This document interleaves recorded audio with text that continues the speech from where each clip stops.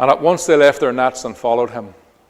There is a danger that when we hear the call of God, are prompted to go to do something, whether it be go to knock somebody's door, go to pray for somebody, or go to meet a need, or even come to saving faith, that we can leave it too long. At once they left their nets. Don't delay what God asks us to do. Don't put off an opportunity. And the promise of God is still simply this: follow me and I will teach you. I will make you a fisher of men. Think of Daniel 11:32. Those who know their gods will do what? Great exploits. Those who don't know their God will not do great exploits, but those who know their God, those who follow their God, will be strong and do great exploits. Now, there are certain skills needed to be a fisherman. We need patience to be a fisherman. A fisherman must learn to wait patiently for the fish to take the bait. Timing is everything, Jimmy, isn't it? Timing is everything. And so it is with the gospel. There's a time to fish. There's a time to be quiet.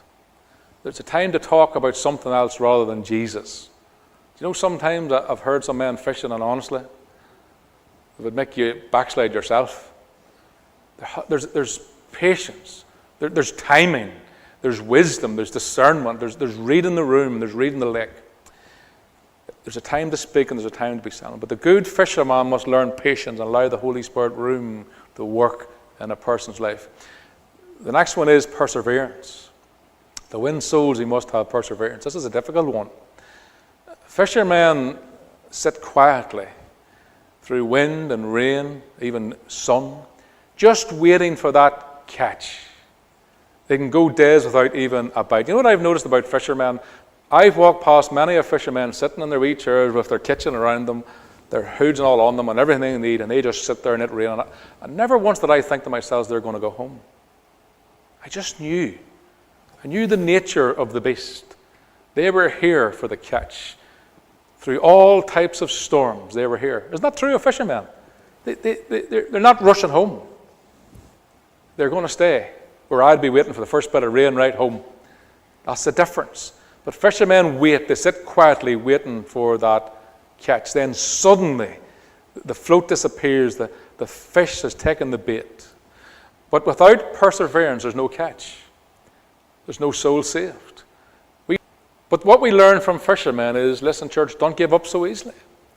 Those people in your life that you perhaps have given up on, don't give up on, who aren't yet saved. Persevere. Because if we aren't careful, perseverance can be replaced by discouragement. And discouragement, if left alone, will leave many a man shipwrecked.